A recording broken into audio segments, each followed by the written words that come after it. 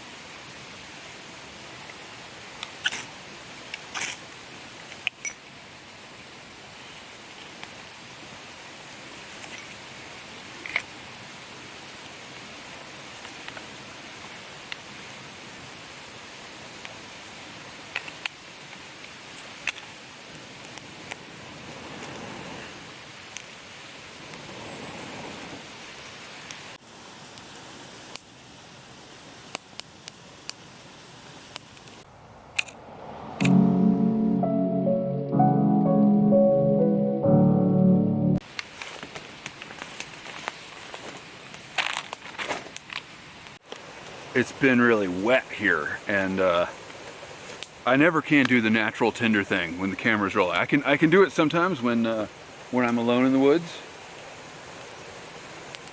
But are you ever really alone in the woods? So I get questions from time to time about the gear that I carry in the woods, and my knives, and my cameras, and what do I do if this happens, and what do I do if that happens, and so I thought today would be a good day to come out and do a total bag dump. So I wanted to light a fire to keep my ass warm, but also because lighting a fire is kind of the primary purpose of a lot of the things that I carry in my bag, like all my knives and stuff. It's not just to be cool and edgy. I need to, I don't know what I need. I am not an expert at this. As you can tell by the fact that my eyes are melting out of my skull from the smoke. Come on now. Yeah, okay, so I am not a wilderness expert. I am a fat suburban wilderness hero. And that's very important if you're like using this video for vital information. Don't do that. So I rest easier at night if I know that I can start a fire in the woods. Don't know why. Maybe that's just some mammalian instinct from caveman times or something.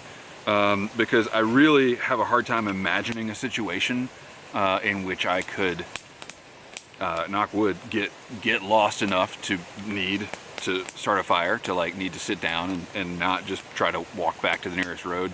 But yeah, I mean, lighting a fire is like why I carry a bunch of this stuff. But we'll get to that. So this is the Rothko medium transport pack. It doesn't feel very medium a lot of the time, let me tell you. But that's because I carry so much crap in it. I got this bag for less than 50 bucks on Amazon, and I got it 6 years ago, and it has held up surprisingly well for a bag in that price point. I'm super pleased with it. The only thing I don't like about it is that it has faded. So if I had to do it again, like, can you see how the camo isn't green anymore? It's like magenta. If I had to do it again, I did have to do it again. I bought another one in black, and I got stolen. So Yeah, if I had to do it a third time, I'd buy another black one. Let's start with what's on the outside, shall we? So, I might have to lift this thing up several times in this video, aren't I? Yeah, well, I don't know if you're here for the photography or the wilderness adventure or the fishing or whatever, but first thing you'll notice is this radio antenna sticking out. It's my fishing rod. This is a all fishing by Wakata. It's a 12-foot Tenkara rod, and you can see I've made a little plug for it there out of a stick because I lost the original one. This is not a rod review video, but this rod is awesome for less than $100. I've been very pleased with it, and if I could only take one rod into the woods, which is often what I do, this would be the one that I take. So get that off the bag. And the other fishing related thing is my net, which is actually a pretty good deal of the weight that I carry. This is the first thing I leave at home if I'm going to be fishing somewhere where the fish are small. Actually, if I'm going to be fishing, I always take the net.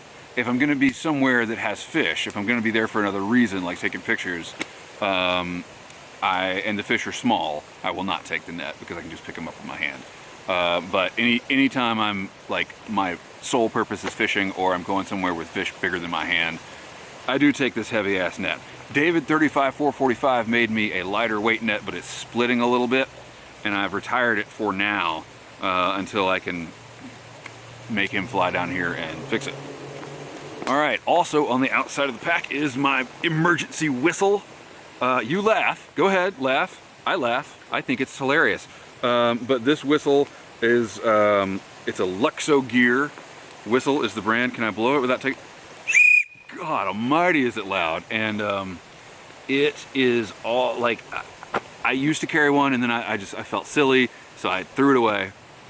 And then like last year, a family was lost in the woods for days and they were only found because they had a whistle. So now I carry a whistle again. Moving on, my first aid kit is on this side of the MOLLE compatible pack, and there's just basic stuff in here. Let's see what we've got. I put it in a dry, the first aid kit itself is in a dry bag, and in here, I don't want to take it all out, y'all, we've got Band-Aids and bigger Band-Aids, because that's pretty much what you're gonna need. The main thing about this, though, that I will take out is, and again, man, please do not use me for any kind of expert knowledge or anything, but I'm told, I really hope I never have to get it because obviously it takes me longer to get it open than it would be, but I'm told that this is called an Israeli bandage, and I'm told that it can like soak up more blood than the body can contain or something like that, and it's basically a giant trauma bandage, and it's sealed. And if I have to, like, if I'm really going ultralight for whatever reason, I will, my fire's going out, I will just take this, because I figure anything smaller and I can survive it, anything bigger and I don't have a chance anyway.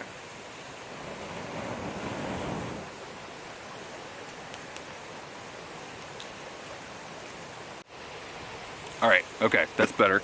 So on the other side of the bag, I carry my brand new water pouch that holds my clean canteen, which is a single-walled stainless steel canteen. In theory, I could boil water in it. In theory, I don't know why I would ever need to do that, because I carry a water filter, which I'll show you in a minute.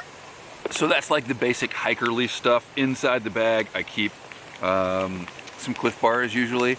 I like things that are sealed from the factory because of bears, you know, I don't want them to smell it if I make a peanut butter sandwich or something like that. But if I run out, I will sometimes take a peanut butter sandwich into the woods. I'm not staying the night, it's usually not a big deal. And what else do I have? It's just, right now I've got some, because I've been fishing, I've got some hand warmers in here. They don't do anything. No good. Also, should go without saying that I carry extra clothes depending on the situation, so those go in the bag as well. It's not a very big bag, and so I gotta be careful what I put in and leave out. But usually I can get, if I don't take a full change of clothes, in the summer it's easy to take a full change of clothes. But I'm always carrying an extra jacket, extra hat, and extra socks. So that gets us through everything on the outside of the bag. Let's get to the fun stuff inside. First, we'll open up the dry bag here. When I am on most photo expeditions that happen around water, I carry my cameras in a 5 liter dry bag, and I'll show you what's in here now. We'll do a separate video on each camera and why I use them. Also, one that I don't really keep in the dry bag, this is my Holga 120N. This is a plastic toy camera, and it produces really awesome images when it works. If this camera were to, more accurately, if I were to fall in the river and my entire bag got soaked and this camera got wet, I don't really think it would be the end of the world. It would suck for the film that was in the camera, but I think I could take this camera apart, dry it out, put it back together, and it would be just fine. So I don't keep that one in the dry bag because it's bulky. So opening up the dry bag now, first thing on top is a tin of Squadron Leader, which is where I keep my film. And I just realized I had a pipe on the outside of my bag. And it's gone. How many times have I lost a pipe in the woods? Okay, so the film that I'm carrying right now, we'll zoom in on this, is I've got 2 rolls of Ilford FP4 Plus and 2 rolls of Delta 400, also from Ilford. And this is my normal loadout. Like, if I can't get it done with this setup, then I can't get it done. The first camera you find when you reach into the bag is also in a little MOLLE pouch, just to keep the 2 cameras from rubbing against each other. This is my Zeiss Icon Netar, and this is pretty much my favorite camera at the moment. It even smells good. I was really looking forward to that pipe. Where did I leave it? Oh, anyway, like I said, we'll do a separate videos on the cameras, but this is the one that I mostly use, unless I am going specifically to a waterfall or somewhere with a lot of moving water that is dramatic. And in that case, I will use my Zero Image 2000 pinhole camera, which looks like this. It's just a little box, and you guys have seen the photos that result from this. Not included, not pictured here, is the freaking 100-pound tripod. Ow! The fire hurts! Yeah, not included is the tripod that the camera that's recording this is on. So I'll show you that later if I remember, but it folds down and actually fits inside the pack. Apparently, if you want to keep things, you should put them inside the pack. You know what? We're gonna take a break and go find that pipe. Come on. Do you guys see it? I don't see it anywhere. Damn it. It's right here.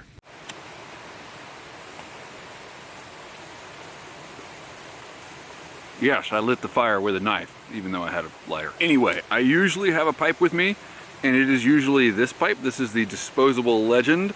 You can tell it's disposable by the X on the bottom.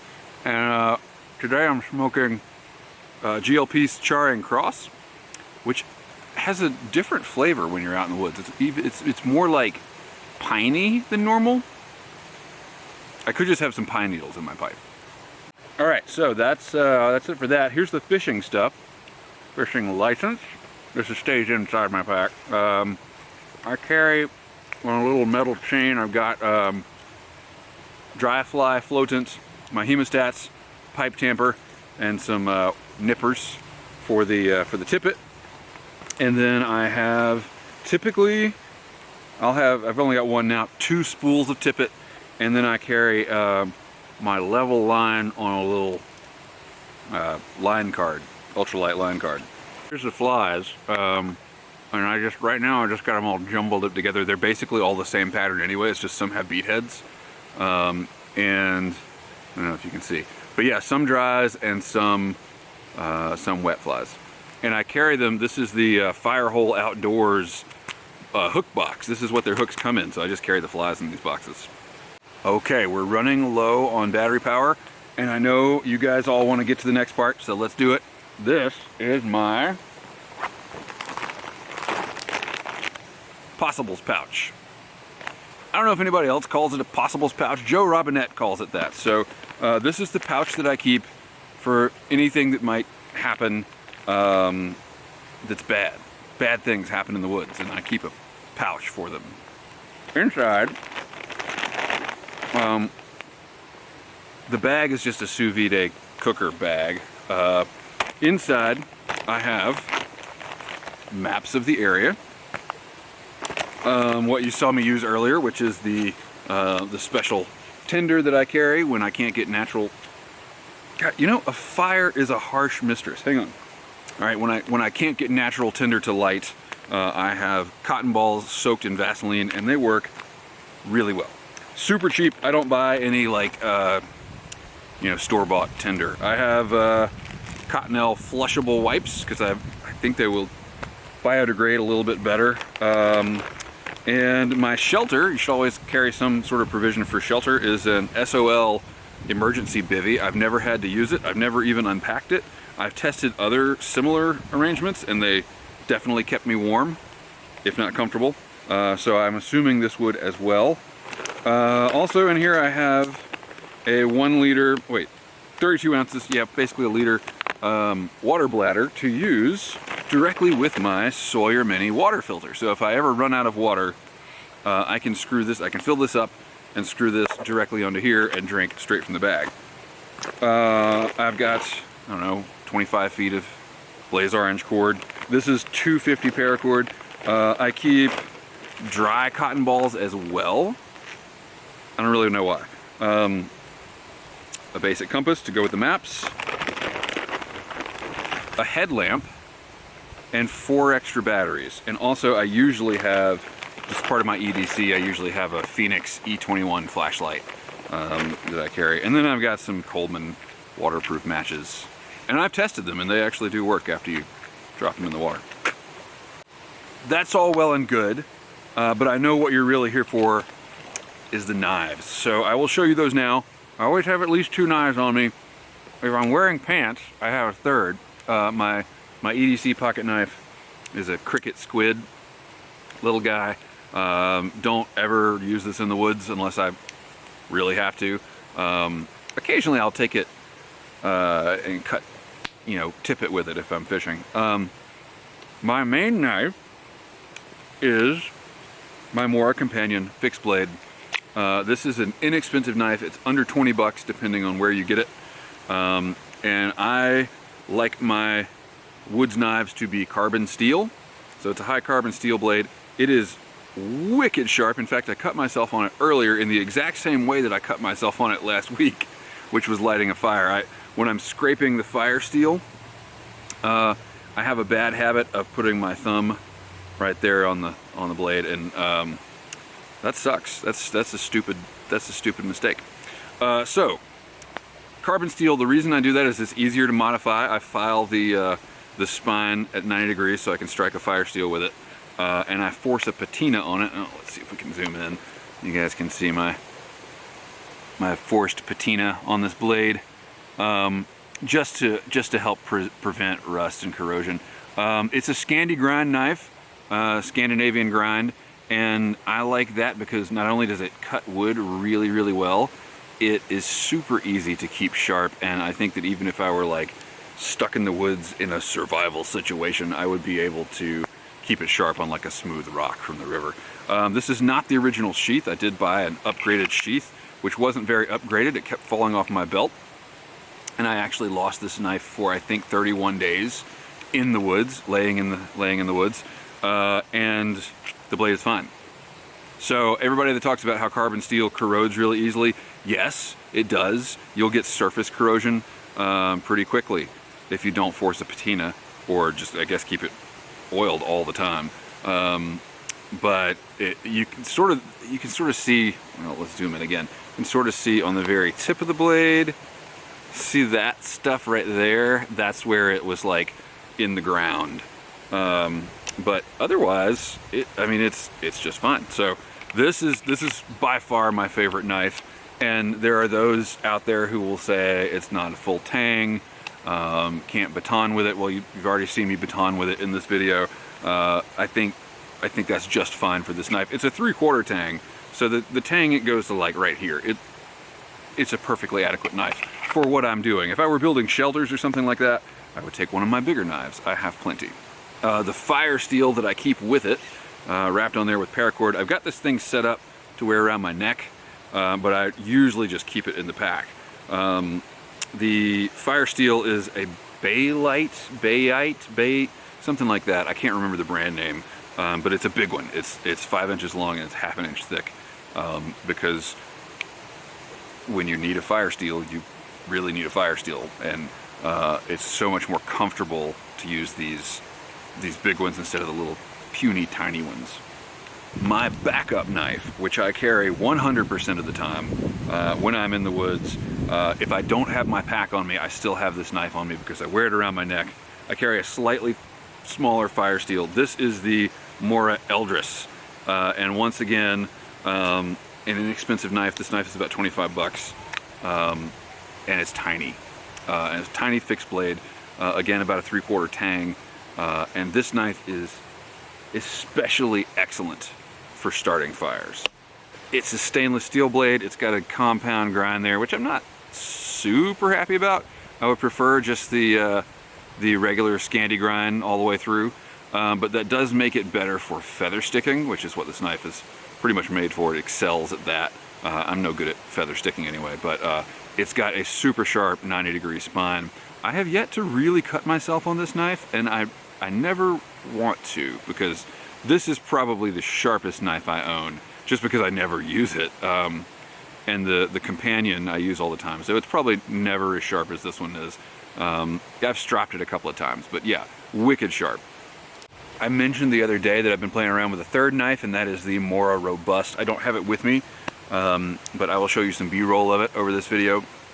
And it's very similar to the companion. It's just a little bit of a taller blade, and I got it because I thought maybe I wouldn't cut myself so much with it if the blade was taller and I could have a flatter place to put my thumb when I'm striking the fire steel. Jury's out for me on the Robust. It's definitely robust, but I feel like it's not quite as useful as the companion because of the thicker blade. It just doesn't slice as well. Haven't filleted a fish with it yet, and it's a little bit shorter. So I don't know, but if I had to pry stuff, I'd rather have the Robust. So that's it. That's the full bag dump. I don't always have all this stuff with me. Like I said, I won't take the cameras on fishing trips sometimes, or I won't take the fishing gear on camera trips, just depending on what I'm doing. But this is pretty much all my gear. I don't have a lot. Don't have a lot of gear, and that's the way I like it. So this has been a really enjoyable time. My fire's going out and my ass is cold, but I am still enjoying this pipe. So I'm probably going to sit here for a little bit. Have fun in the woods. Thank you so much for watching. I hope this has been informative, and we will do drill down videos on the cameras and stuff like that. Keep the ends out for the ties that bind.